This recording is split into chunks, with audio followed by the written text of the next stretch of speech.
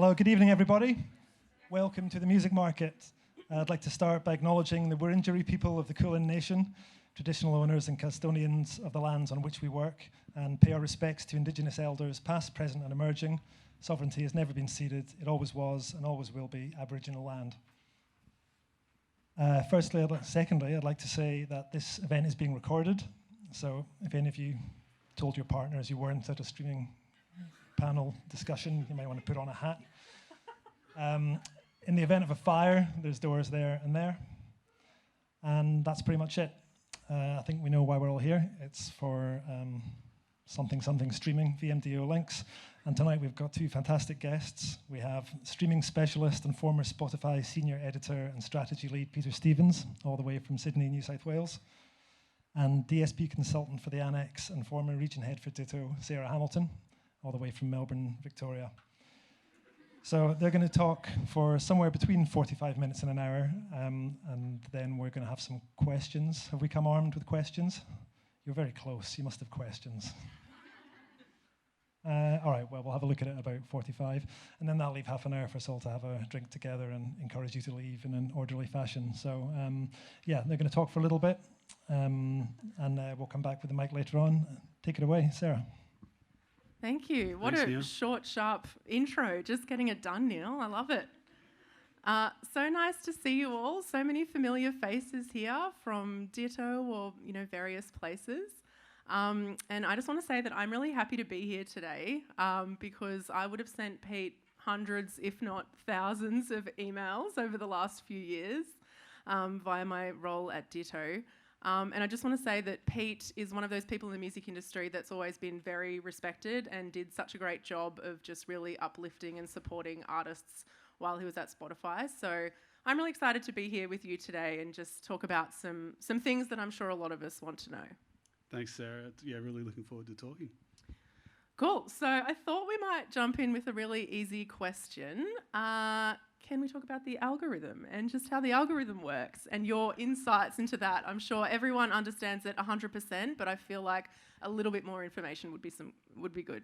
Certainly. And as Neil pointed out, if there's any follow-up questions, we can cover everything after. But yeah, the basics of the algorithm on DSPs is basically looking for.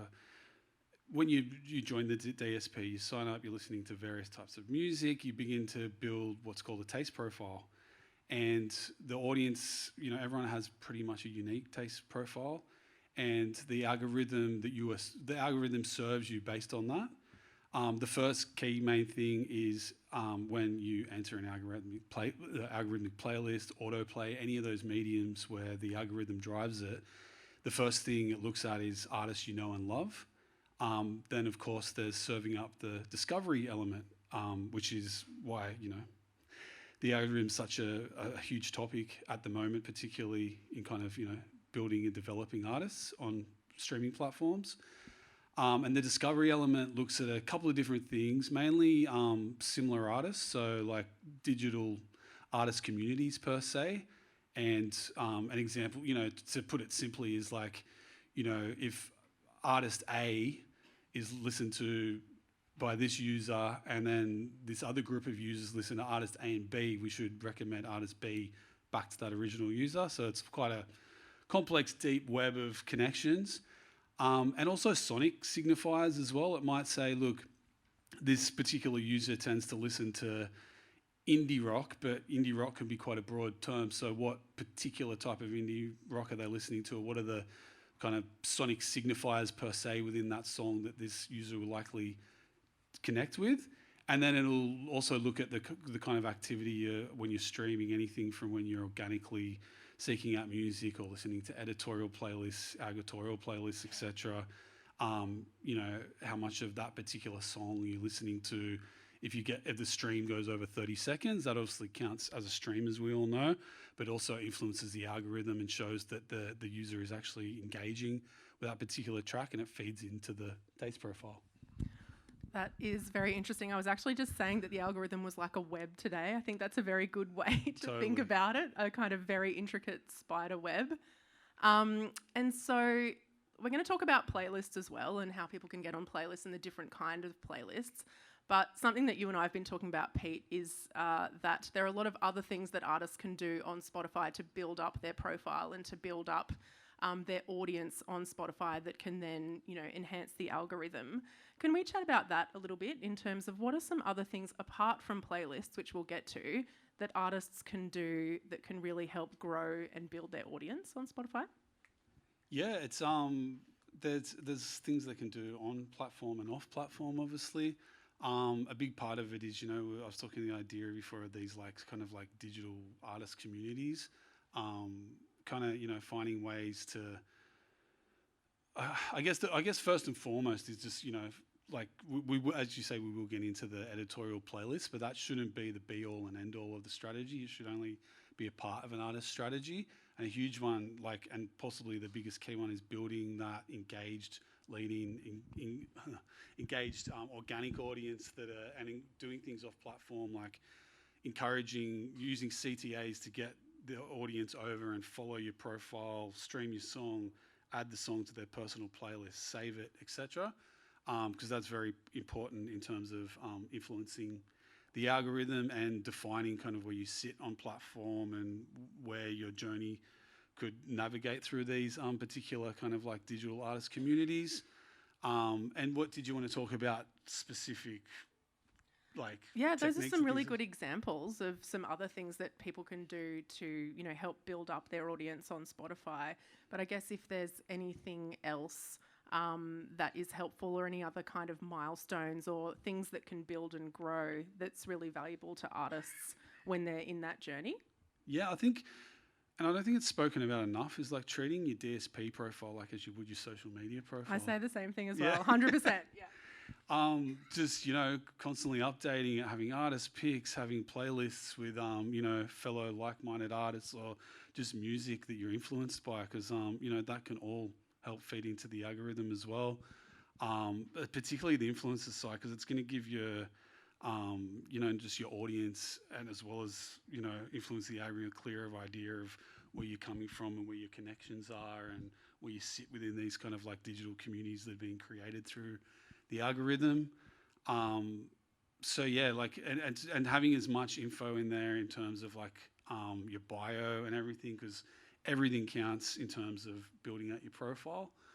And also in terms of artist communities off platform or on platform as well, encouraging sharing and just reaching out to your own networks to say, having it less competitive, do you want to just, I've got this new tune, do you want to share it? And collaborating Community. And Yeah, 100%. And so Spotify and the algorithm is also looking at what's happening off platform. It's not just on the platform itself.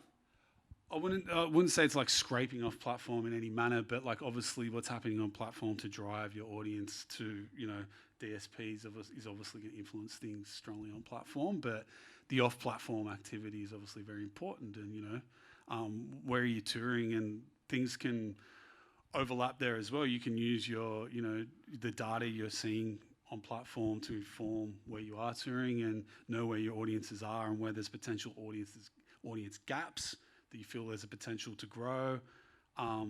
Things like that. Yeah, 100%. And I've been talking a lot over the last couple of years about the same thing, building up Spotify and treating it as a social media platform and building up followers and that kind of thing, because the power of the algorithmic streams and Spotify radio is really powerful, and the editorial playlists can be an amazing addition. But I think gone are the days when the playlist is the strategy, and artists can really just think, oh, yep, I just want to get all of these editorial playlists, and then I'll be made, and then Spotify will just become this huge kind of machine that just keeps growing, when really there's a lot of building and growing and followers and all that kind of thing that feeds into it. Yeah, I feel like we'll cover various parts of that through the talk, but yeah, definitely, and kind of touched on it before, an editorial playlist ad these days shouldn't be the main focus of your overall strategy. It should be really about, building the audience with as many means as possible. And, those means and avenues are there readily available for artists and their teams to really utilize. And as well, being on a playlist can be it can be an amazing thing, and is an amazing thing in terms of exposure. but you need, on the back of that, you need to put the work in to keep the consistency going as well, and continue to keep that audience engaged and keep it consistent over time, because just relying on a playlist ad can just cause spikes in your streams, etc., with no follow-up and an ongoing growth and engagement with your audience. I believe we're going to talk about the New Music Friday. Let's do it soon, now. yeah. Let's do it now, Pete. Do you want to? I'm sure a lot of people want to know how they can get on playlists and what the editors are looking for, and I guess a little bit of an understanding of how it works behind the scenes. Yeah, I mean, straight up, it's like it's possibly a lot simpler than what people imagine. It's just the editors there are assigned, and I'm sure you can speak to various DSPs, and from knowing people in these positions as well, I know it's quite similar across the board. They're just there and assigned certain genres and types of playlists that they're assigned week on week to update. Music is pitched, as everyone knows, through Spotify for artists. The editors see those pitches on the back end. I know from Spotify experience on the local end, they'll look for anything in Australia, New Zealand, because that's the region they're covering, but obviously international as well. And there's curation groups on a global level that make sure that music's being kind of spread. And likewise, and that is here as well, like the Australian team will make sure that Australian and New Zealand artists are being spoken about to exported and pitched out globally, yeah.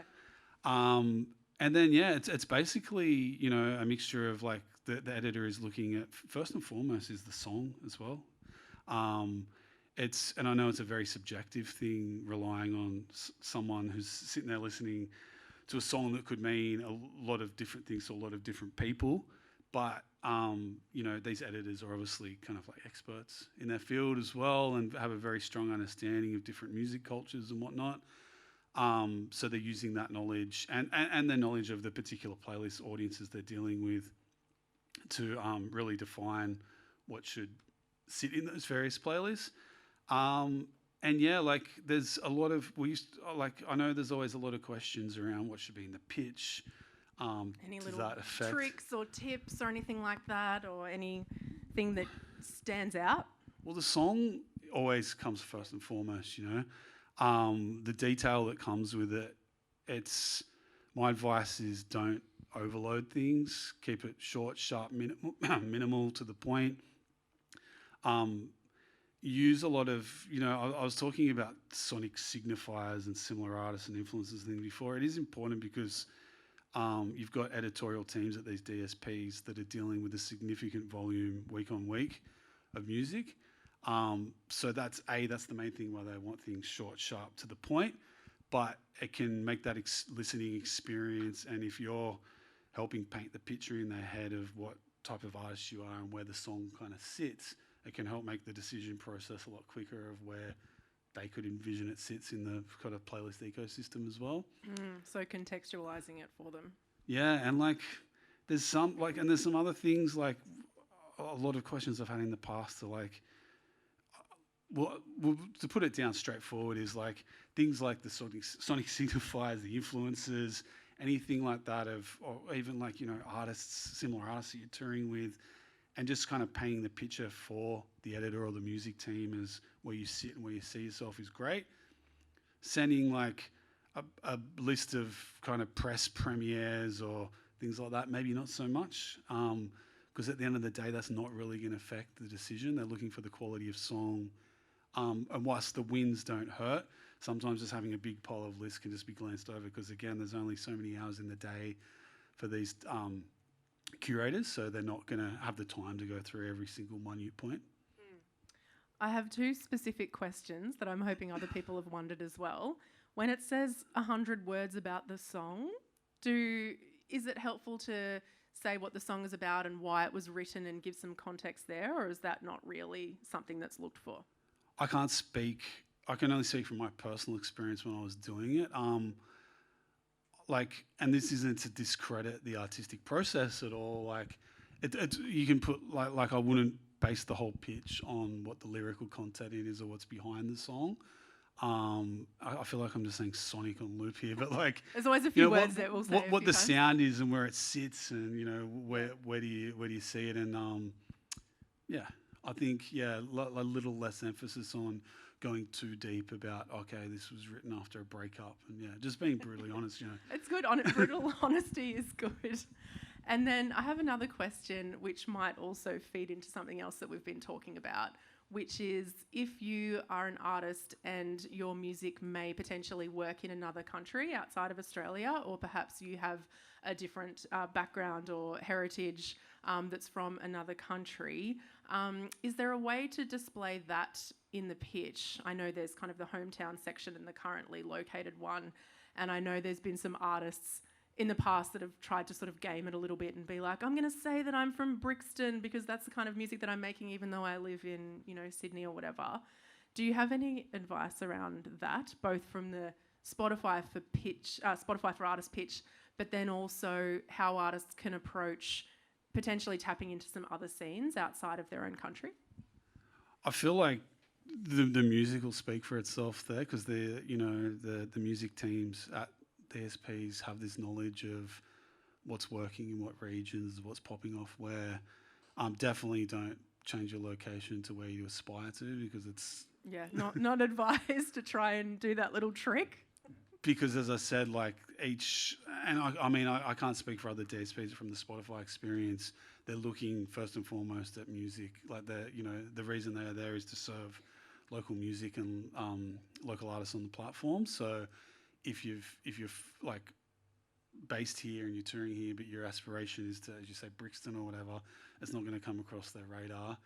And the odds are someone who may be looking at, Brixton in particular over there, it's going to be like small fish in a way bigger pond and no particular audience or connection there yet. It's not going to really play out very well. So, and I know, from your time at Ditto and my time at Spotify, we had a lot of those conversations because it was, and I don't blame us for doing that, got to respect the hustle, but at the end Dreaming of the day. big. Yeah. And so that's good to know. I think I actually was pulled up on it once before where an artist had pitched it through and said that they were from somewhere where they weren't. And I think someone at Spotify was actually like, sir, I think this person's hometown is here. I was like, okay, didn't realise that was the case. But on the second part of the question, in order to kind of tap into some different areas, is there anything that you would suggest there? And I guess it might be good also now to talk about this idea that came up a few years ago about geotagging and artists being sort of locked to certain territories within Spotify. Are you able to speak to that? It's probably a good opportunity to maybe dispel some of the...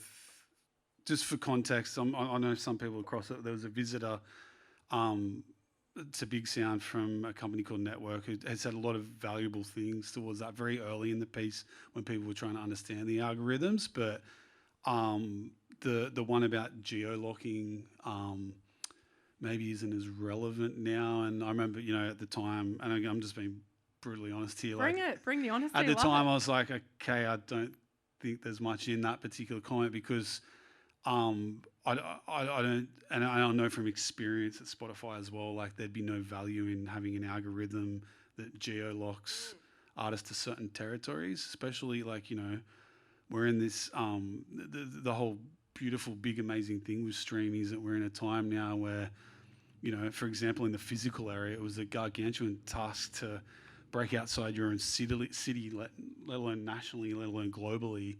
So, there's no way the algorithm would put in a disadvantage for garnering streams in one particular region. If anything, it wants to help move things around. And don't get me wrong, there are some examples, and it's just strictly because of the particular audiences these artists might have attracted, like maybe more in the catalogue space as well, where it's more about a particular time or an era where they've a lot of their listening is lumping in a lot of different things, and the algorithm can just like default to that, but it's very rare especially with like frontline new release music as well. And if anyone wants to check out that article, it is online, but one of the things that it was saying was that sometimes it is detrimental for artists to receive Triple J play, because then it will essentially, you know, lock them into a particular region on Spotify, for example. And so, you know, it sounds as though that information isn't always correct. So we just wanted to chat about that. Cool. Maybe we can move on to the playlists now and the different kinds of playlists. Actually, before we do that, just in terms of other DSPs as well, I have experience, you know, pitching music to Amazon and Apple and TikTok and all of the other DSPs as well.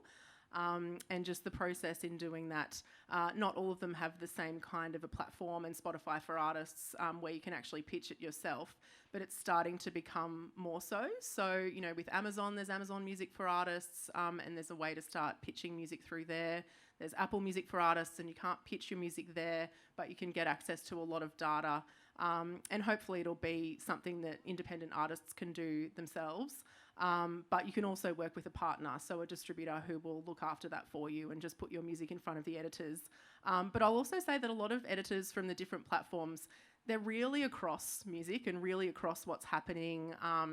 You know, sometimes they're so onto it, they're on various artists' socials and they'll see things, you know, before I do. And I think some artists are quite worried that their music is going to be missed, when really my experience has been that when things start to bubble and when there's some activity, when there's some tours and supports, or, you know, things happening in your particular community, the editors are pretty across it. So as an independent artist, you can have your music discovered, or you can have someone actually doing that pitching for you as well. So that's how it works with the other platforms as well. But yeah, if we want to talk about the difference between the editorial playlists and the algorithmic and the personalised, that'd be good. Sure. And then, yeah, we were going to kind of lean into, I guess, the future of that and whatnot. Yeah, basically, you know, and we're talking about algorithms a lot and whatnot. That has, you know, over the years fed heavily into the way kind of editorial playlists are structured, and having strictly algorithmic playlists as well. The long and short of it is you've got editorial playlists which are curated by humans, sequenced by humans, etc. You've got personalized playlists which are curated by the human editors again, but music is placed into a pool of different tracks, and then the audience that, or I should even say the particular, because it goes right down to a user level that jumps on that playlist, is going to be served music from that pool that's closest to their taste profile. So an example is that came about. An example was, you know, there was like there's and it's still quite well known playlist in the US, and it's a global one now, called Beast Mode, which is like a workout playlist, and that was heavily EDM and hip hop. But there was a lot of like feedback, and, you know, the company was looking at feedback from everywhere, including on socials, etc. Of like, I listen to like metal or grindcore, but I love the idea of having a beast mode. Why can't I listen to that when I'm working out? And so they developed this kind of way to, you know, more based on the editor's selections of knowing that playlist and its audience, or the potential audiences they could bring in, building out a pool. So if you're a hip hop fan, you're going to get served hip hop or similar when you're in beast mode, but then you might, if you're a metal listener, you're going to get metal and whatnot. And yeah, the third one is essentially just the algorithmic playlists, which are completely just, you know, dedicated to your taste profile, like Release Radar, Discover Weekly, etc. So beast mode is the reason that personalised playlists exist? Oh, more an example. I just remember that stuck out at the time because I was like, yeah, that's cool. That makes sense. Yeah. I go to a gym called Derrimut, and if anyone knows what that gym is like, it's just the music is so loud and so hectic, and I feel like they're very across beast mode. How big is the pool for the personalised playlists? Oh, it just varies. Depends on, you know, the potential audience and the hypothesis of the playlist. Yeah, it can be anywhere from a couple of hundred to a couple of thousand, you know. Yep. It's so interesting, and I guess would love to get your thoughts on you know, the future of playlisting, because as we were speaking about before, there was a time a few years ago when, you know, getting on certain editorial playlists would mean X amount of streams, and now that's changing, and I thought it was interesting the reasons as to why that's changing, and I guess what you see the future and playlists' role on Spotify would be interesting as well. Yeah, it's a good question. I guess and it was a question that came up a lot. Was 5 years ago we were releasing music, getting editorial playlists, and it was almost a guaranteed X amount of streams. Now there's a lot less streams, particularly frontline music, and that's something we'll even dive into when we talk TikTok and everything. But so my answer to that is since the inception of streaming, and particularly when it was launched locally, there's a lot more users and a lot more music being released. The consumption trends have changed a lot of how people are looking at music as well. How so? I just, from what you see, there's a lot more very fast turnover. So using the example of albums, there used to be these huge cultural moments where the conversation would continue throughout the year, but and don't get me wrong, that's still there a lot. I'm a music nerd, I'm still like that, but the kind of turnover is a lot higher now. It's okay, cool, everything's dropped on a Friday, amazing day, let's check everything out. Okay, what's coming next week? And there's a lot more churn. And when streaming launched here, the avenues were a lot narrower. Your homepage on your DSPs was on the various DSPs was a lot more narrowed down and controlled by humans more. So you were getting served, a limited amount of playlists, which meant more eyes on that playlist, therefore more streams for those artists on those playlists. But now there's a bigger audience, there's more playlists, it's all personalized. Consumption habits have changed, I wouldn't say dramatically, but a lot. There's also, and we're going to talk about as well, different forms of listening, active versus passive listening as well. Yeah, I would love to dig into that. I don't know if everyone has noticed on their Spotify for Artists dashboard as well, you can see the active versus passive listeners. So it'd be great to just drill down as to what that means for an artist.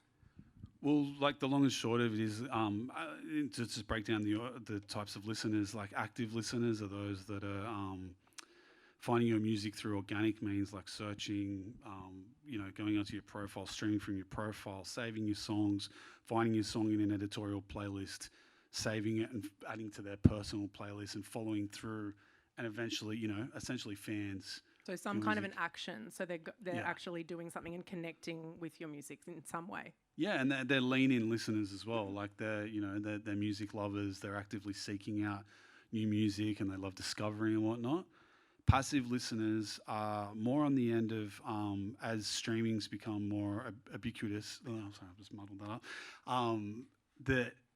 and more widespread, it's a great thing because the interest in actually listening to music is increased because of the, how easy it is to access music now in the world of music on your phone or whatever you may listen off. But those passive listeners are more somewhat, and it sounds a bit cold, but more treating music as a bit of a utility, like something to play in the background and a soundtrack to just kind of put on and, engaging with something to soundtrack whatever the mood or moment may be, which isn't a bad thing as well, because it's those types of things do bring, they will build monthly listeners and they're still listening to your music. And audience, but you will notice on Spotify for artists that a lot of your streams may be coming strictly from editorial playlists if you've ended up in that more passive sort of lane. And a big thing is through various types of research that are out there that there is a lot of passive listeners on platform, possibly more than there is active lean-in listeners. So yeah, and there's anything, there's pros and cons with both sides of that. Yeah, I've been really interested in that feature, and I've just been checking it out for a few artists recently and being quite surprised at the active versus the passive. All the ones that I've checked out, there's been a lot of passive listeners. But I guess, what people would be trying to do is convert those passive listeners over to active, right? Well, yeah, I should have mentioned it's not a bad thing as well. It creates a new challenge. It's just hey, people are hearing it, but how do I, attract more active fans or turn those passive listeners into more of an engaged audience? Yeah. So let's talk about TikTok. Who's on TikTok using it as a creator? A couple of people embracing it. Eleanor's on it quite frequently. Someone up the back is very into it. It's been pretty interesting to watch the development of TikTok as a platform, and I guess in my experience what I've seen is that initially a lot of times there would be viral moments on TikTok and things would really be happening on the platform, but it was hard to move over to the other DSPs.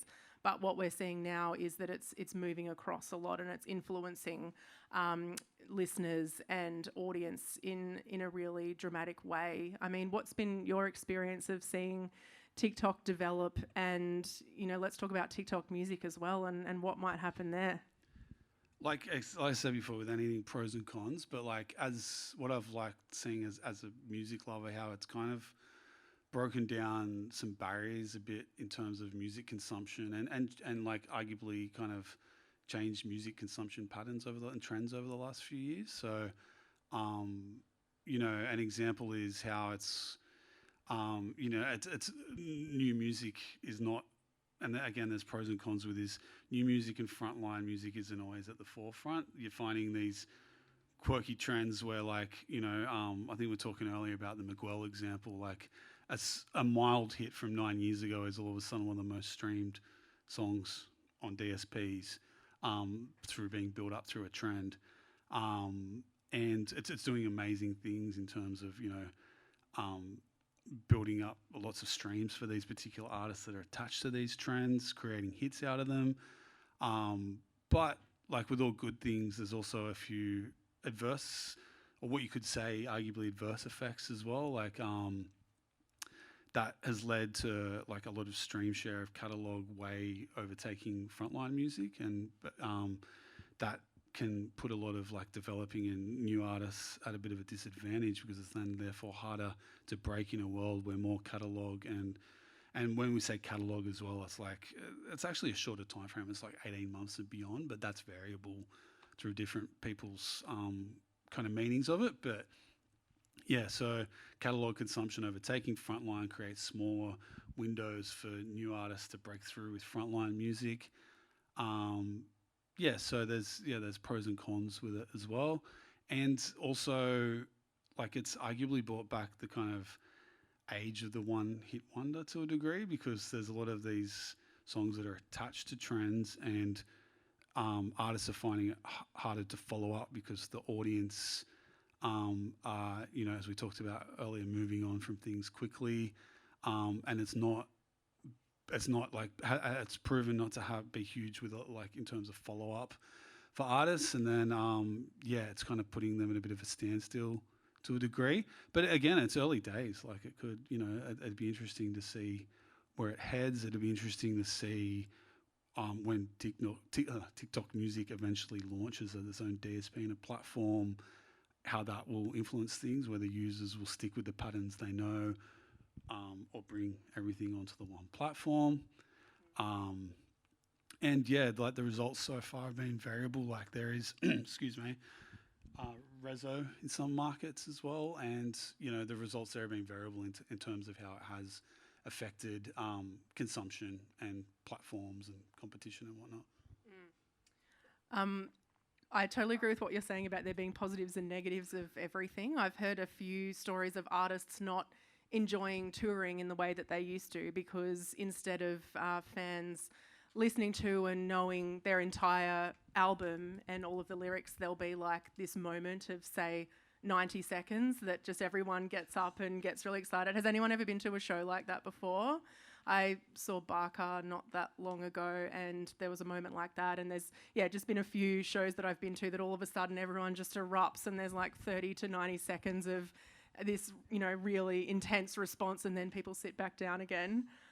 So I think that's, you know, interesting for artists to have to reconcile and deal with. But then it's also exciting to see how quickly things can really just take hold and, you know, translate and move across countries. And that's really amazing because, like you were saying, you know, in the 80s and 90s, trying to break an artist internationally would take a decade or, you know, years, whereas now things can move really quickly. So I think there's a lot of positives and negatives as well. Another thing that I think is interesting is, you know, we were talking earlier about the millennial versus the Gen Z kind of response to things, and how, you know, I think I'm an elder millennial is what it's called. Not a young millennial, definitely not a Gen Z. But there's probably things that I think are important and that I hold valuable that younger generations don't so much. Do you want to talk to that a little bit as to, you know, the difference in the generations and some of the things that we might see start to phase out a little bit? Yeah, we're going to get on to the inevitable AI topic, aren't we? Yeah, there has been data and research basically like showing that Gen Z and younger audiences aren't opposed to having an algorithmic or like, you know, a machine-driven experience when it comes to consuming music, whereas millennials and 35 plus and other demographics beyond that still hold some value in terms of the human touch and human curation. So it'll be interesting to see how things move there, but and definitely something I saw firsthand on platform on Spotify as well as it was from the word go, it was heavily millennial audience on platform, and then you know, there was a big influx of the 35 plus audience, so that became a bit of a company focus and whatnot. And there was strong evidence that was a lot more. They did hold curated experiences a lot more. Sort of, you know, 35 plus, like the curation. Yeah, they loved the curation. Yep. They loved editorial playlists. They were engaging with them more, arguably, than younger audiences. So yeah, it's weighing that up and finding the kind of variables, and like on that brings on to like the AI topic as well. Like with younger generations being less opposed to it, it'd be interesting to see how it influences the future of playlisting and curated experiences, and which way that'll go. Like I'm again, and I'm in this 35 plus bracket, so I could be biased, but like I'm still a firm believer that, like, you know, music as an art form still requires a strong human emotional connection. You know, the machines could eventually catch up, and we've seen Terminator because we're you know, in our 30s, so we understand. Absolutely, that side of things. Yeah, that's a good and yeah, like I still feel like the human element and that human touch is still a strong thing, and especially having people within these curated experiences that are connected to various music cultures and movements and understand it on a human emotional level, if that makes sense, you know, will still be important. But you know, I've been tinkering around with some of these various AI memes, and ChatGPT. It's pretty wild what we're seeing. So yeah, it's a really it's a hard one to say at this point. But yeah, and I think there's also value in finding ways where humans and the machines can even interlock even more, and like, you know, back on the curation side of things, when you have people in these curation roles, especially within music, where there's this like you're just seeing the amount of songs that are added on DSPs just grow and grow and grow every year.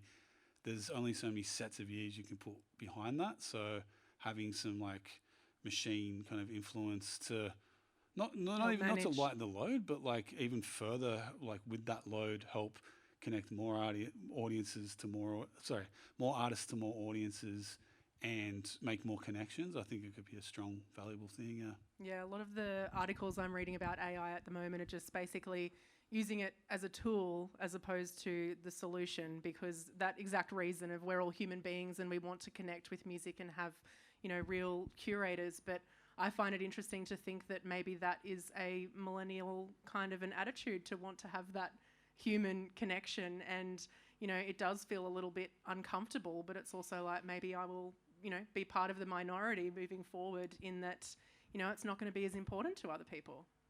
It's interesting to see where it'll head as well in terms of music in general. Like, I don't know if everyone's seen in the last couple of days, there's a lot of talk about that Drake AI-generated song going viral.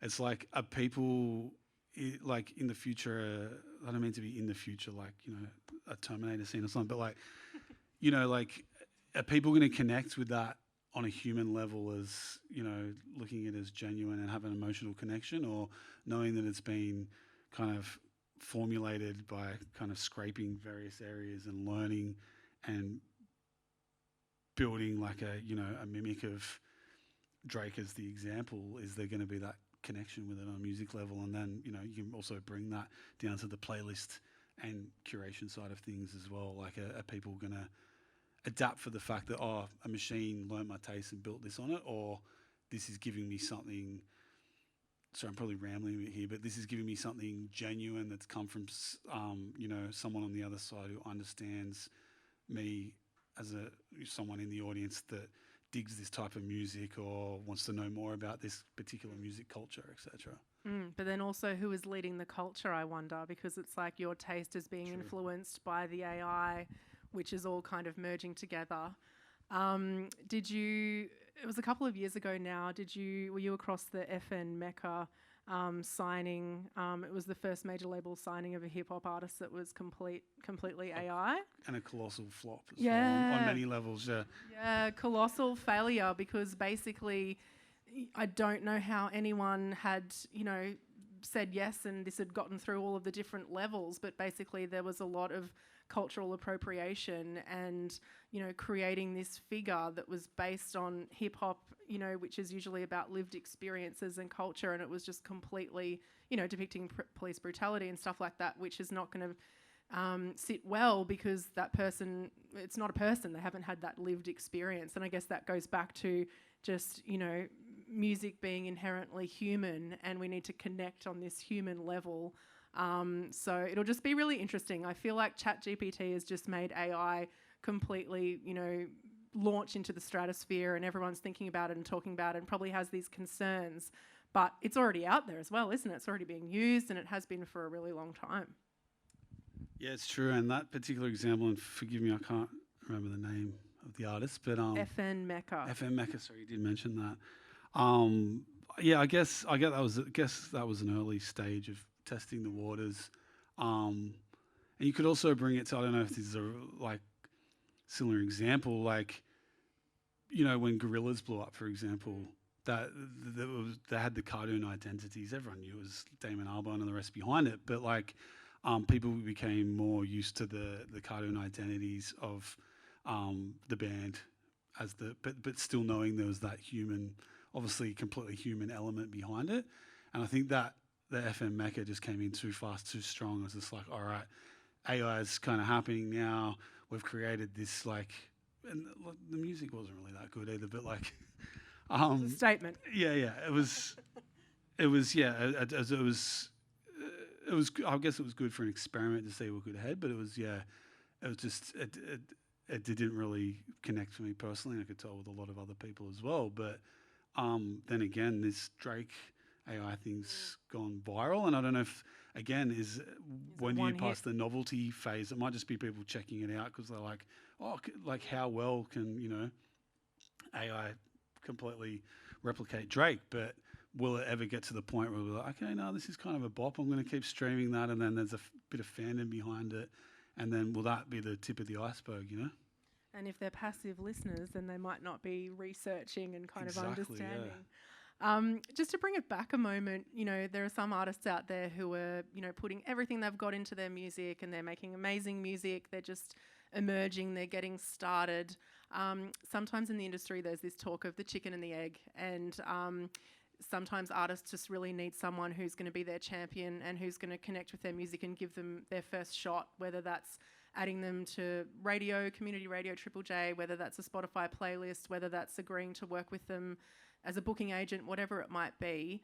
And there's a bit of conversation at the moment around data driving people's decisions, as in, radio stations don't want to add a song unless there's Spotify streams and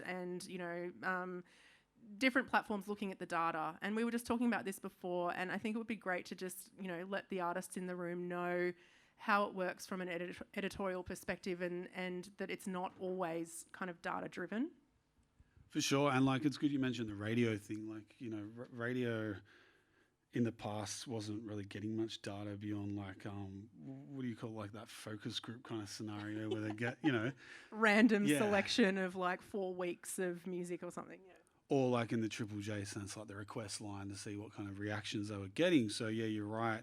For those mediums to now have streaming as a reference point is great because there's a lot of data straight up that they can access, like how many monthly listeners does this artist have, what's the breakdown of their regions, what songs have and haven't worked, etc. But yeah, to answer your question on the DSP side of things and specific to my time at Spotify, the editors there aren't like positive data does help because it's showing that you're making moves to build your audience and that there's an active, engaged fan base out there, and therefore, say you're a local punk a local punk band, and you've got a building following, you're showing great data, etc. It's a no-brainer. Maybe it should start in a playlist like your Local Noise as an example, because the audience is there, the similar artists on your profile fit within that playlist as well. So it's more than likely going to work. But they're also, as I said, here to serve local artists and local music. So they do take some punts and things like that. And there will be artists that are visibly have like 0 monthly listeners, but it's a great song. Let's throw it in there and see how it goes. Yeah, I guess that's the long and short of it. And again, we talk about it's always a subjective thing as well. What is a great song to one person may not be to another, and vice versa.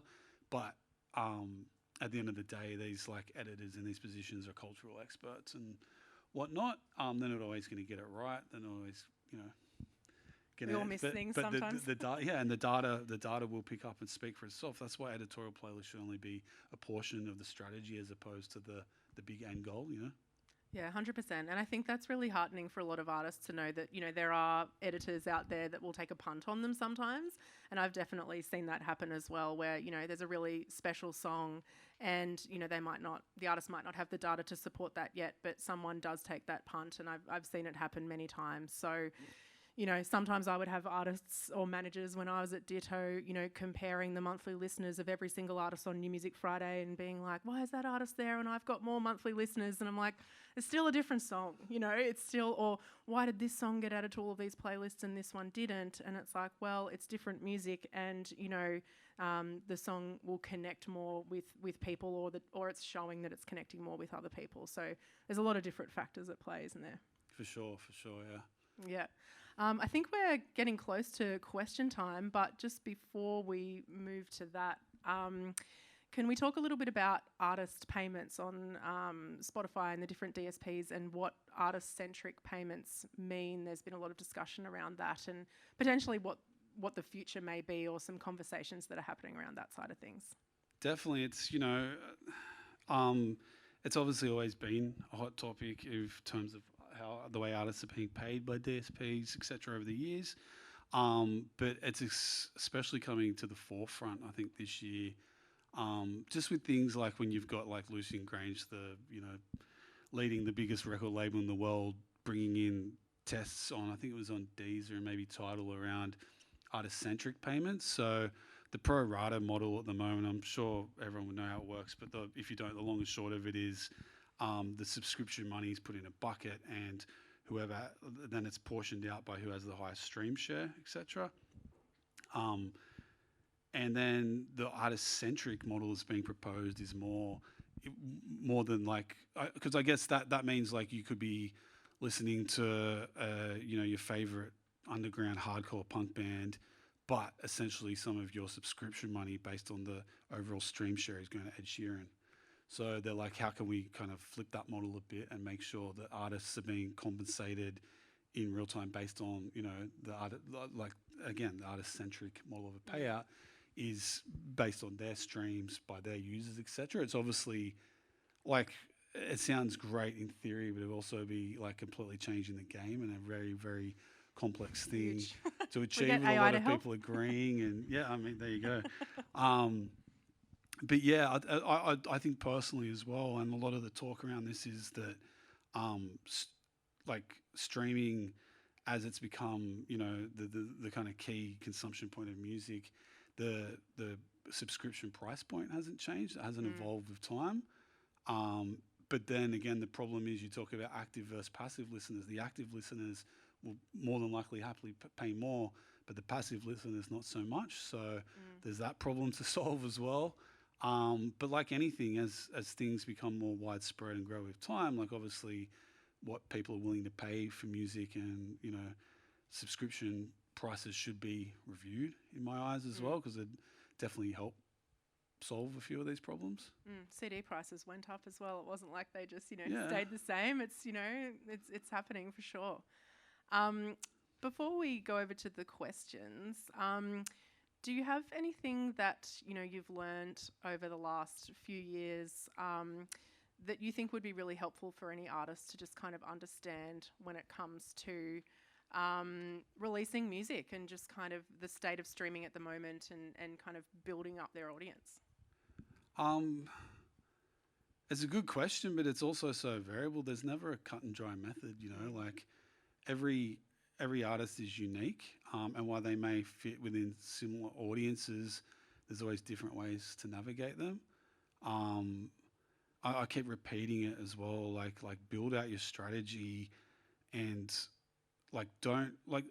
There's a couple of things to touch on here, but like I've had a lot of conversations with artists that get dissuaded because they've released something and it hasn't touched any playlists, hasn't been noticed by the editors, etc. And there's a lot of you know, I understand how frustrating that can be as well, but it's understanding that that's not the be all and end all of things, and look at that as a cool challenge to have, and use all these means and avenues that are there in this big, beautiful new world of, you know, post physical into streaming, of like building your audiences and,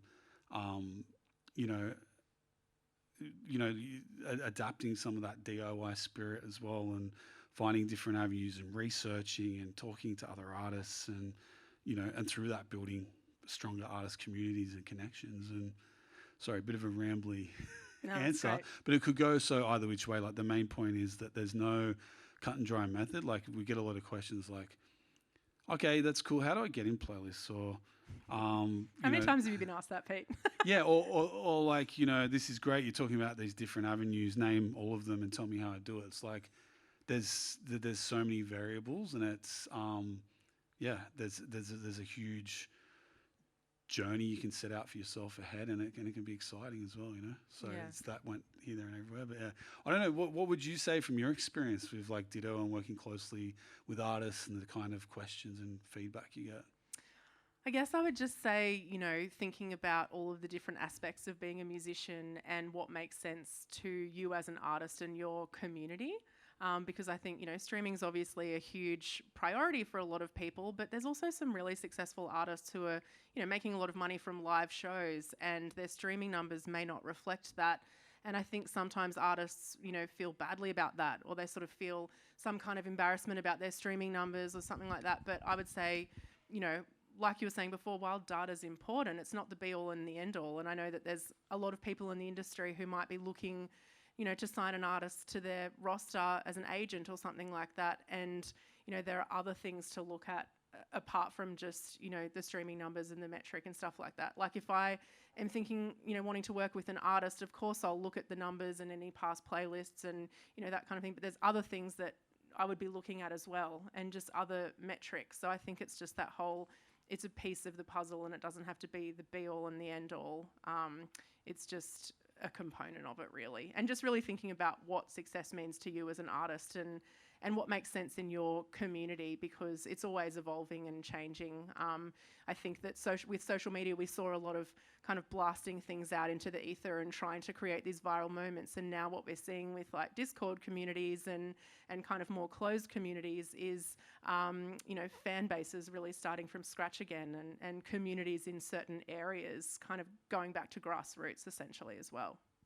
Not to go off a tangent here, you know, we were talking about the TikTok thing before. How did you find, as that's become more prevalent, how did you find the general like artist experience there? Because I've read various things of artists that like just see it as like a, you know, something they kind of have to do, and they grow tired and bored. I think it was the artist Halsey did a big piece on that, and just, you know, how I wouldn't say they saw it as irrelevant, but they were kind of hinting towards it's more of a chore and a necessary thing to do. Like, what was the kind of feedback and, you know, commentary you were getting from artists you were working with in that particular space? Yeah, I think it really varies, and some artists just love it, and it's usually artists that, you know, have other kinds of interests or a specific sense of humor or something like that, and they just really love it and really embrace it. But yeah, there's definitely artists, and I can totally understand this, that just see the amount of work involved with editing videos for TikTok and stuff like that. But I guess it's just a tool at the end of the day, isn't it? They're all just tools that can be used, and I, you know, coming from the independent side of things, just think it's exciting that there's all of these free tools that have leveled the playing field quite a lot, and you don't have to have these gatekeepers, you know, signing you to a label, allowing you to release your music and promote your music as something that everyone can do. But I see the challenges with it as well. But yeah, I just see it as a tool. But yeah, I have tried to edit a couple of videos myself, and just like, whoa, that's a lot of work. So I can understand that side of it too. Awesome. Should we take a few cues? Yeah, are we ready to jump over to questions now? Cool.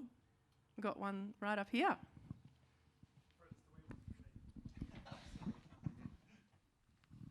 Hi, I'm Ash. I am in a band called The Clever References with Minnie here.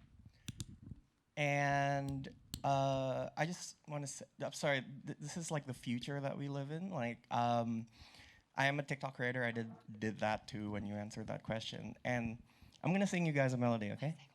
Mr. Beast, Mr. Beast. This was number 3 on the viral top 50 like 2 weeks ago, by the way.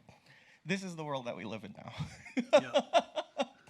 So my question is, and we've gotten touched by the algorithm one time, and a lot of the questions is it on Spotify? Is it on Spotify? Is it on Spotify?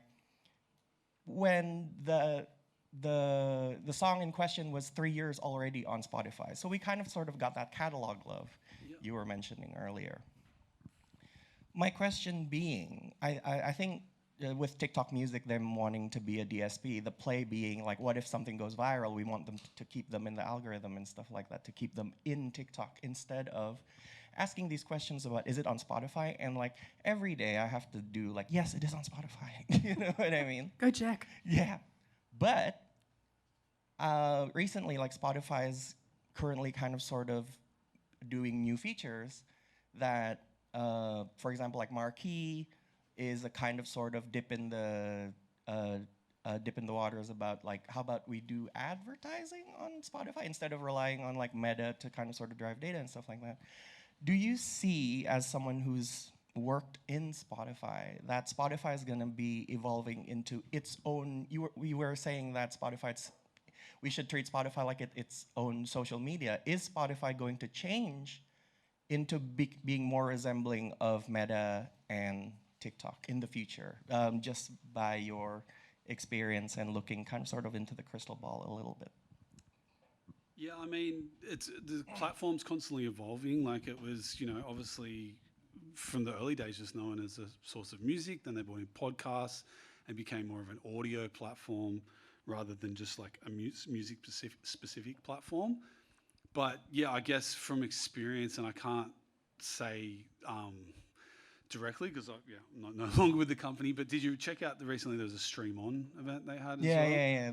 Part of this question is because I attended that thing. Oh, okay, cool. Yeah, so there's always, you know, an evolution on platform to, and like with any platform, like, you know, when Reels became a thing, there wasn't just, you know, bound to one platform, or they were replicated in some form or another. And Spotify as a platform is always going to look at the needs of their various audiences, and having that huge market share, being able to evolve and adapt to that. So I'd say yeah to a degree. I can't say certainly, but it definitely wouldn't surprise me if it head in that direction.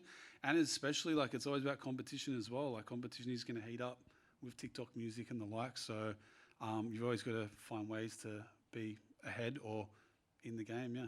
keeping up. And I guess, going back to the millennial Gen Z conversation as well, younger generations really are very visual and just really like to see the video component of things. So, you would have noticed over the past few years, a lot of the platforms have become a lot more visual and have canvases and clips and all that kind of thing too. So I think that will continue. There's, video versions of podcasts and whatnot. So it's definitely becoming more visual, isn't it? And how with your, did you say like with this catalogue moment you had as well? So that was despite answering all the questions, is it on Spotify? Did you see a nice spike in streams, etc.? So I've just kind of sort of, maybe this is a bit instructive for everyone here. So what happens is something gets viral on TikTok, and then you get something gets viral on TikTok. You see a spike of people that checked it out on Spotify, and then Discover Weekly gets triggered on Mondays. Yep. And essentially, in terms of numbers of streams, let's say TikTok was this big, Discover Weekly's that big. So like, in my experience, Spotify's algorithms kind of sort of detecting a spike in data. This is the artist experience. I don't know what's happening in the background, obviously. That's spot on, Yeah. And Discover Weekly's, it's like, if I were to guess, it's like Discover Weekly's kind of, oh, I know who to show this. And then, you know what I mean? And then it just kind of sort of 5X's it, for example. And then every Monday, it's kind of sort of getting a boost and boost and boost. I think you were referring to that people that's kind of relying on editorial playlists to get the Spotify machine going and stuff like that. Yep. A good, follow-up question being, is Spotify interested in making those viral moments themselves in their platform? And that's my final question, I promise. Yeah, again, like any platform, got to keep up with trends that are happening, on and off platform. So, and from working there, I know there's an incredible amount of data available to almost predict where things go or create things on moments on platform as well. So I'd say the answer is yeah.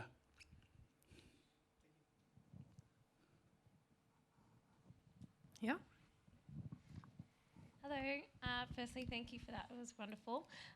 My question is going back to the geo-targeting, but less about locking yourself into a section and more about impacting or controlling the artists that you align yourself with or are aligned with on platform. How can an artist impact who they are aligned with, and how effective is something like a vector playlist in that? Yeah, that's a good question, because that was another thing that came out of the geo-locking and network conversation, right?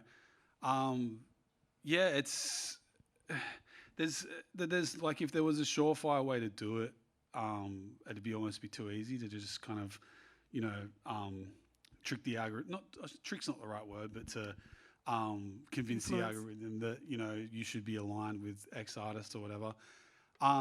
But yeah, there's various ways, like obviously having artist playlists on your profile is a largely positive thing as well, because it can let the algorithm, not just the algorithm, but your audience know that these are the other artists you're kind of aligned with. So that is one thing. And just off-platform activity as well, like just, who you're touring with, and who you kind of like, aligning yourself with in various artist communities. And that did come up a lot. There's no direct way to kind of like,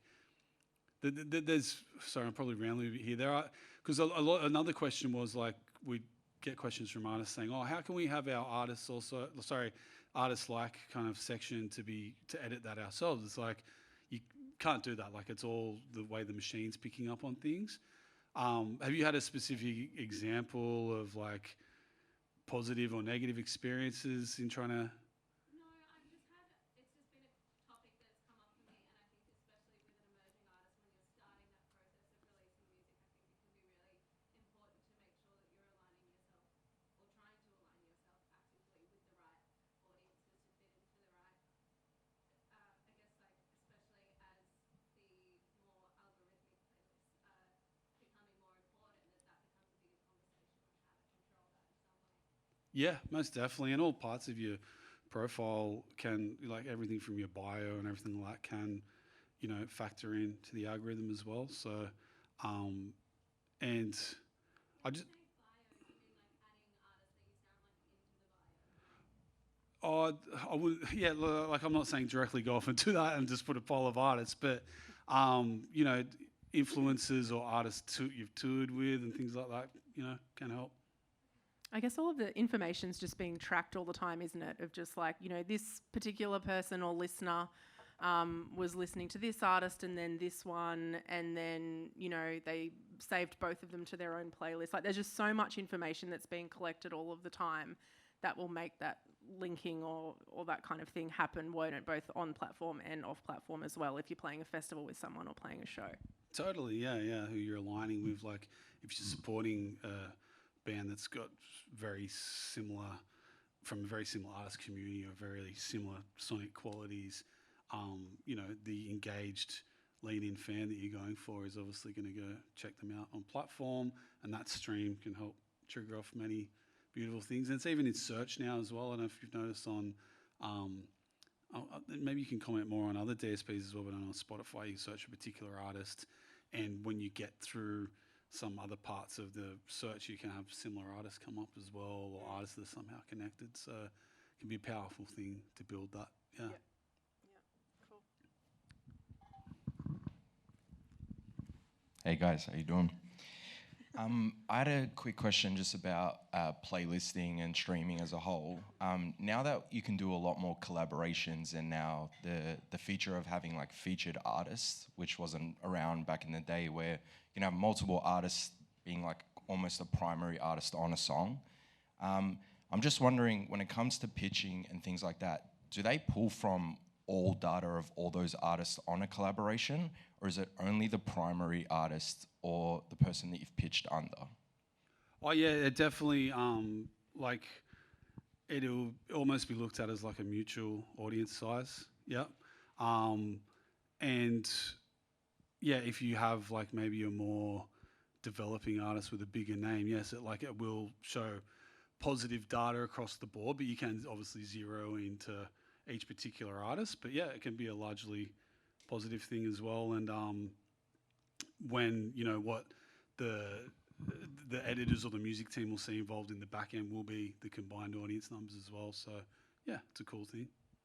Definitely saw a lot of that at Ditto and just across the board in the last few years, of a lot of these collaborations coming together. And I think, it can be a really smart thing to do, and a lot of people do it strategically, but at the end of the day, the song still has to be good, doesn't it? Like, there's been a couple of collaborations that you're just like, oh, they're really just trying to be strategic and tap into each other's market, but the song didn't really hit. And it's that magic of when it actually really makes sense, but the song itself is amazing, that it really tends to work.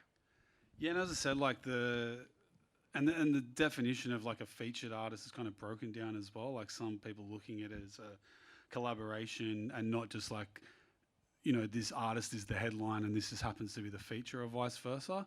And again, like you said, getting back to what I was saying earlier, like the editors and the music team are looking at the quality of the song first and foremost. So maybe if there is a situation where it's a bit of a trying to a grab just to kind of build the numbers up on a easy collaboration, it will become apparent to them as well.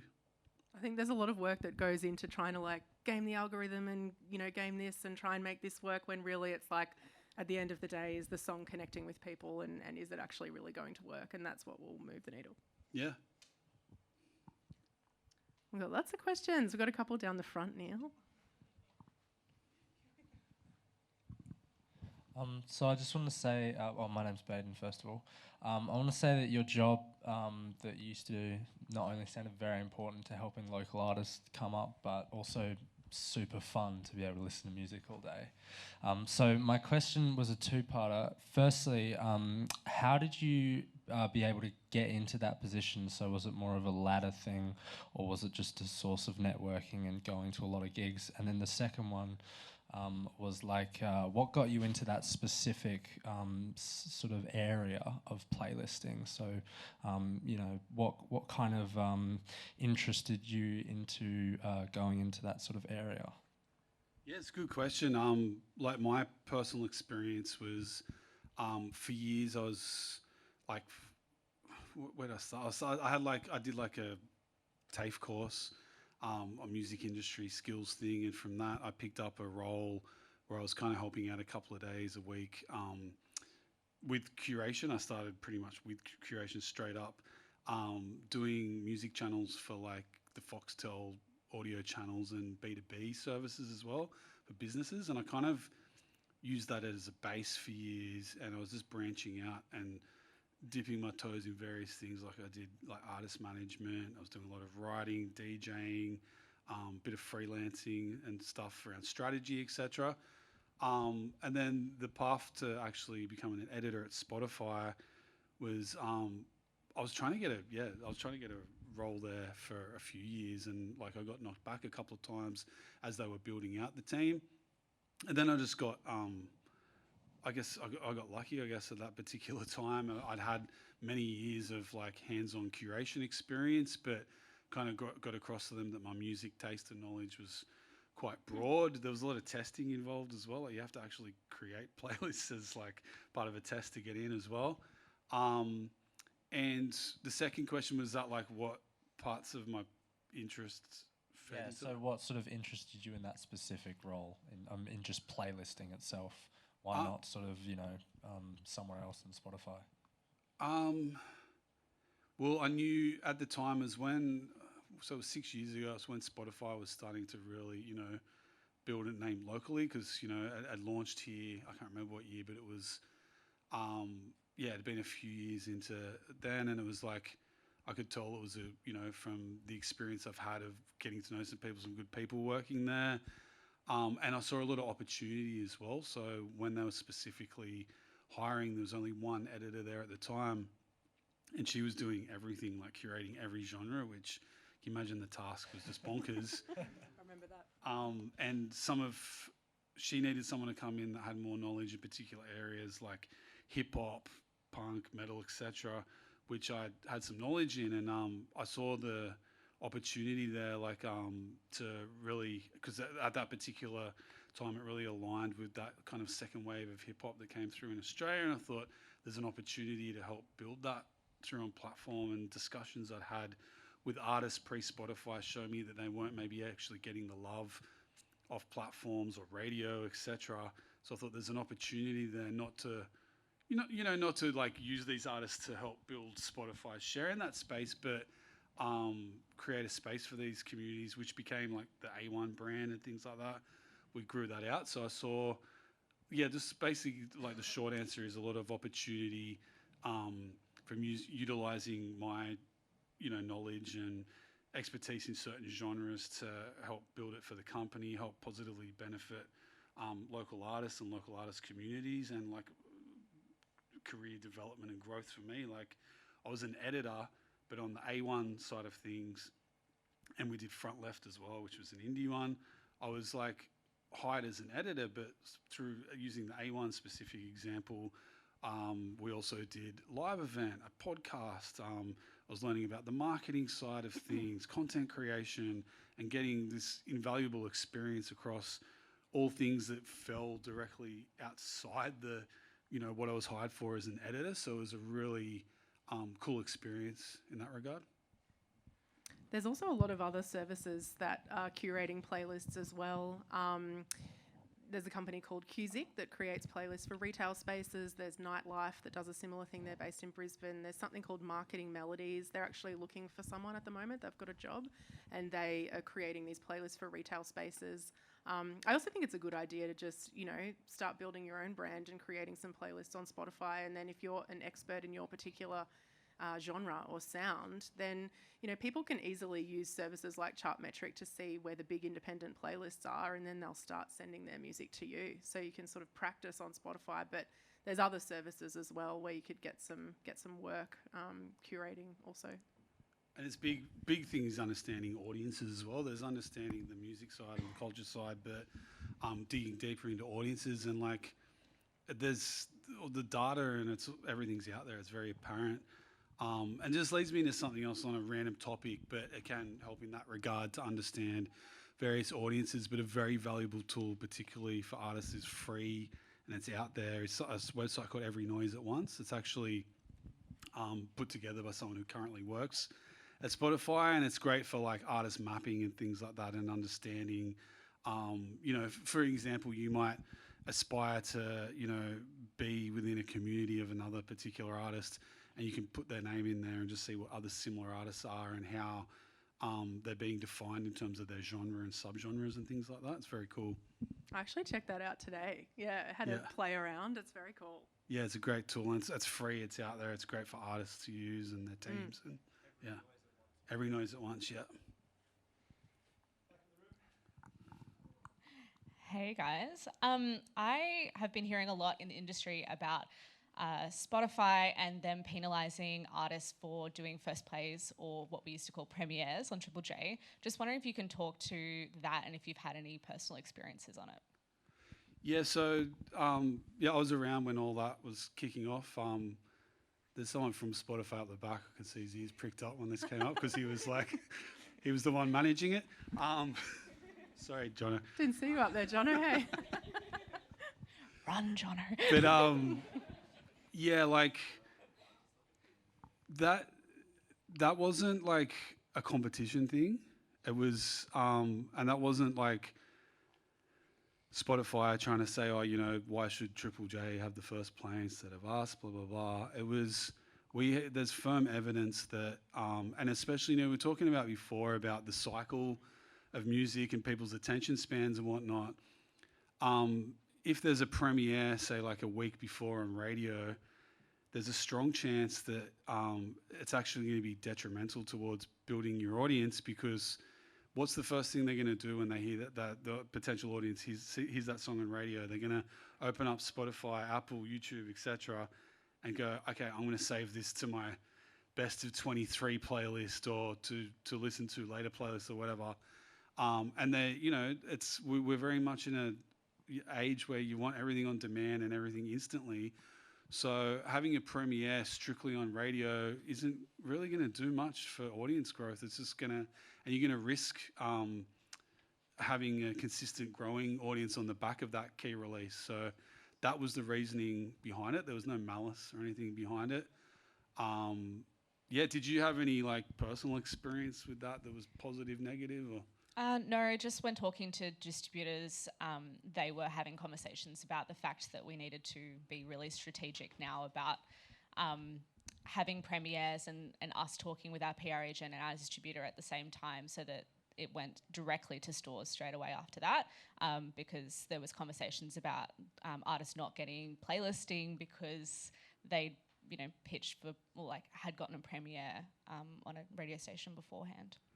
I can. Oh, sorry, you're going, Sarah. I was just going to say, from the distribution side, it could be a little tricky sometimes, because, you'd have plans in place and then it's like, okay, now we need to change the release date and blah, blah, blah. But my experience on the distribution side was that I didn't see artists penalised.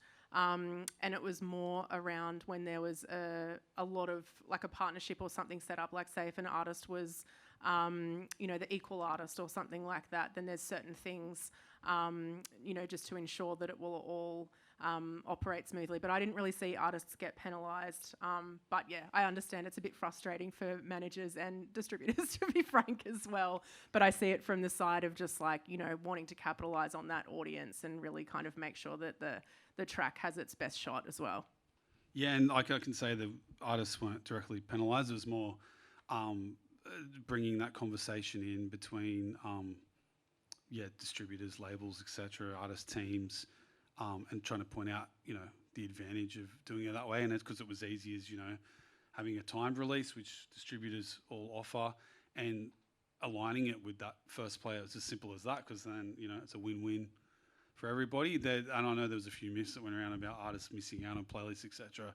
Definitely wasn't the case. Like, I know from being in that team, they're not here to, punish local artists, and because the decisions can go beyond the particular artist as well, so they're very acutely aware of that. Thank you. We've had someone up the front for quite a while. All right, well, this is the last. I see you. Yes. All right, I'll come over there after this. Hi, I'm Samuel Gaskin, and I have a very important question. I'm really keen to know what diversity looks like across the music editors, for instance, at Spotify. Sure, as in terms of Like, how many queer black music editors do you have? How many female, like, music editors do you have? on the local team, globally. I mean, globally is also Local. going to be I'm hard. talking about. I'm talking about Australia. Yeah, there's at the moment, yeah, like I can't remember. Sorry, it's on the spot.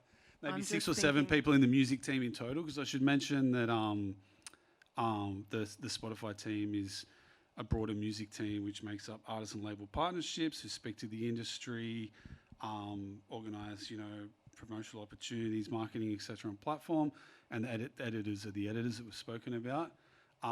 Yeah, and I can't say it's a fairly diverse team. There are a lot of women in the team and yeah, people of colour as well. So yeah, did you want specific numbers though? Yeah.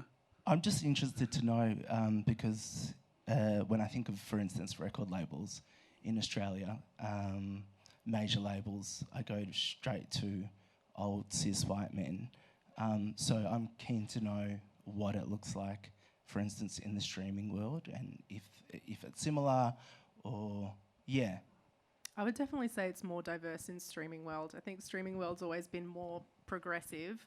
I think there's still definitely more change that can occur, but often there'll be consultants brought in as well for particular playlists to make sure that there is a First Nations person who is curating a specific First Nations playlist, and that kind of a thing. And I know, the hip hop curator at the moment is a person of colour who's very involved in the scene and DJing and stuff like that. So I think that from what I see, there's still, more that could be done across the board in different DSPs. And I think that that's a conversation that needs to keep happening so things keep evolving.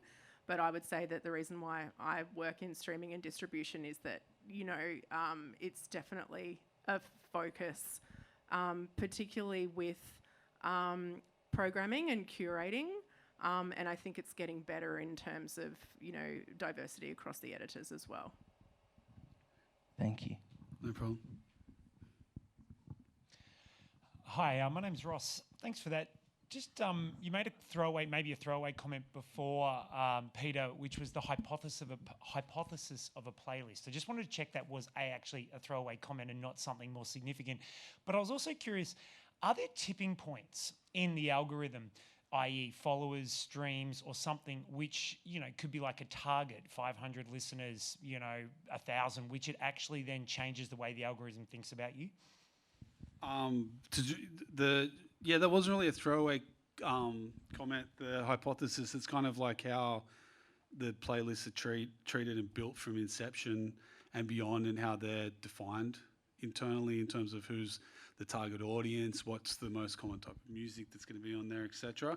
And it is a bit of lingo that gets thrown around as an easy way to talk about a playlist description or the meaning or the focus of the playlist. And to answer the second question, no, there's no direct straightforward numbers that that tips things into that. Because again, you're dealing with a very huge amount of different artists and different kind of I was talking about the digital artist kind of communities as well. So there will be different tipping points for different kinds of listeners and different audiences, etc. And it's very as we were talking about before, it's obviously a huge kind of web/puzzle of things, the algorithm. Because there's, every listener is essentially being treated uniquely based on their personal taste profile. So there's no kind of straightforward, cut and dry numbers that would help influence the algorithm. Did you still have something up the front here? Final question. Hello. So my question is kind of relating back to my brother back there. When it comes to diversity, especially in streaming, it's kind of a loaded question. So when it comes to streaming, particularly when you're talking about the geo-locking, when it comes to Spotify, that they're mainly catering to New Zealand or Australian audiences. For myself personally, I'm an R&B artist. So in Australia, I'm very niche, I guess. Yet when you look at representation of the ARIA Awards, you've got mainly white artists dominating genres that were actually a root of my culture. So the question is, are the streaming people that are behind putting these playlists or the algorithms, particularly in the region of Australasia, are they mainly catering to agreements with record labels that are catering to the main demographic of white audiences in Australia? Because I've noticed in personal past experiences when I have done releases, a lot of my music that did end up getting playlisted or did actually reach audiences were primarily to black audiences within the US and the UK. And it is quite disheartening when you're a black person in Australia trying to compete and get seen in the industry. There's a saying that if you're black in Australia and you've got great music, but because you don't have the platform or the reach, until you go to America, you've made it. Hence why Sampa the Great blew up overseas. Hence why TK Maeda, or how do you say her name, she blew up overseas. And she had been around in the scene forever. So is there a way, it's easier said than done than saying having a multicultural range of people that are choosing behind the scenes. It's more of taking into effect of the industry of actually understanding colorism, tokenization, and how can we as minorities in a genre that we should technically dominate have our voices equally heard and be able to compete equally in the streaming field. Does that make sense? Sorry, it's like a whole loaded. Yeah, no, definitely, yeah. It's a great question as well. It's going to be changed on various levels. Like you mentioned the ARIA example before. So, and it's obviously we're talking about the broader industry. So, I think, yeah, the way. So I'm trying to find the right way to answer this. Like the way. Like, are you catering to like a sound like you have how people like there's a Triple J sound? Are you more catering to what is accepted by the trends that are only based in a majority white society in Australia, or you're actually looking at future artists of multicultural backgrounds in Australia that can actually branch over into overseas where their demographics actually are? Yeah, the best answer to that question is, so using the TK example as well, yeah. So yeah, she did have successes overseas as well, but that I know for a fact that was an artist that was heavily playlisted and pushed editorially. We also exist in, and I'm not trying to take it away from this topic, but like where a lot of people in these positions as editors and streaming, etc.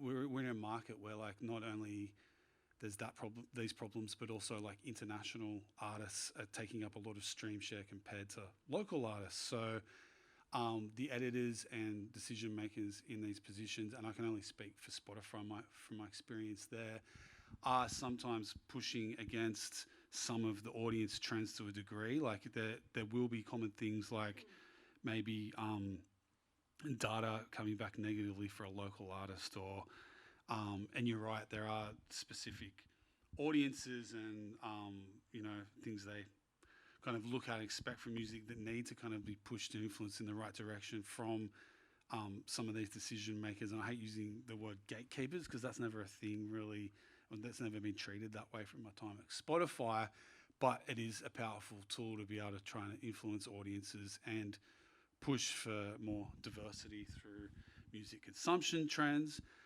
Sarah mentioned before about like First Nations curators contracted by Spotify to look after those playlists, but it's not just treated in a way of,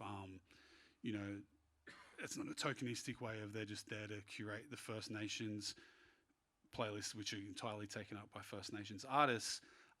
They're also there because, they've obviously got the connection to these First Nations artist communities to help push it even further with the editors and build things out into the broader spectrum. So this music just isn't being treated as, you know, First Nations music, which involves a whole different type, all different types of genres underneath it. So again, I can only talk from my experience at Spotify. I know there is like a lot of, it's a very progressive company, and there is a lot of like internal kind of push to encourage diversity and help buck some of these trends that you know kind of go against diversity. I'm sorry if I'm rambling, but does that to add to that, like do your Spotify teams, well, ex-Spotify teams, speak to other Spotify teams in different regions, so they don't just need to put music on the local playlist? They can be like, this is a dope artist, can we put it on something in the, you know, in London or elsewhere?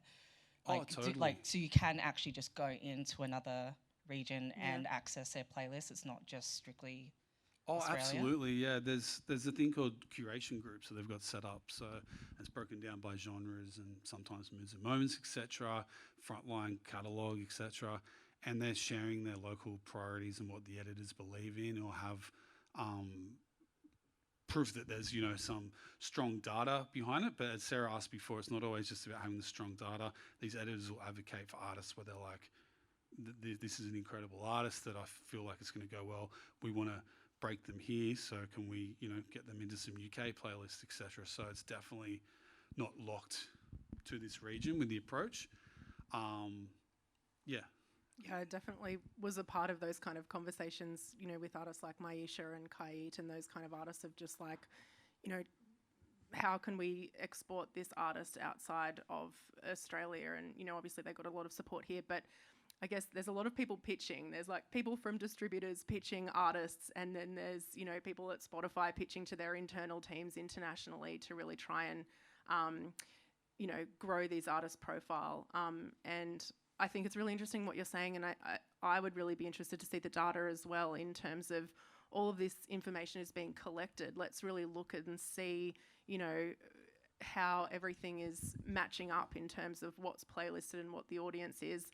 And I think another part of it, like you were saying before, is just like sometimes people need to step aside. Like I was lucky enough at Ditto to be involved in the hip hop community quite a lot, but then, you know, realizing that it shouldn't be me and there should be someone who is more involved in the community, who's a person of colour who will understand it more, to kind of take the lead. And I think that that's starting to happen more in the music industry, of just people realizing that, you know, sometimes it's best to step back. I had the same thing at Spotify because I was leading the hip hop charge, but eventually stood aside to take on a new role and allow someone who was more connected to the scene as well. I was like being realistic. I'm like, I'm a 40-year-old white dude curating hip hop as much as I love it, but it's, you know, need to step aside and give someone else. It's like, I would just say, like, what it is, the reality is, for when you're a POC or black artist, what you're getting on your streaming sites, the majority of music you are listening are from overseas, because there just isn't a community here that's actually being allowed a platform.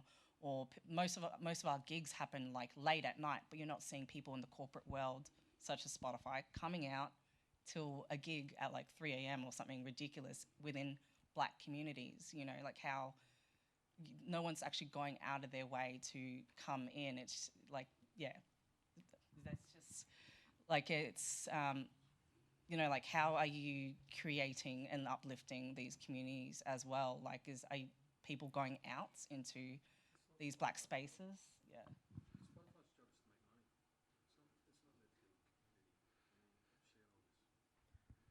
But I can say as about well, shareholders, but every musician that has a song on there is also technically a shareholder. They base on our music. It's not just corporate. But I can answer your question directly. The answer is like yes. They're like, because they're, you know, positioning themselves as kind of like experts within that particular genre and field, and why they, you know, kind of, you know, got that job to begin with. So it does require that kind of like on the ground understanding, you know. And speaking for I know from experience, the hip hop editor at Spotify now is a DJ as well, who's actually playing at those shows as well and engaging with that community as well. But there's also pros and cons with it. Like, you know, it could be a very and I'm not trying to be like, oh, the poor editors. It can be a daunting thing for the editors getting too close as well, because everyone wants to, you know, get onto playlists and know more about the ins and outs and have an in there. And there's only so much that one editor can offer in that space, but there is, like they do actively engage with and hire people that are parts of scenes and understand it deeply. And I think it's also the responsibility of labels and booking agents and distributors to also be connected to these communities and going out and seeing things as well, because then they're also making the decisions of who they're going to work with and pitch and promote and that kind of thing as well. But yeah, I'm really interested in this kind of thing. So if there's any ideas or you want to talk about it further, I would love to. Absolutely, that was a good question. Yeah. All right, thank you very much, everybody. We've run over it considerably. Thanks, Neil. Thanks, everyone. Thanks, Pete. All right, round of applause. The bar's open for another 15 minutes, something like that. And we've got to get Peter back to Sydney, but Sarah's here all night. Thank you very much.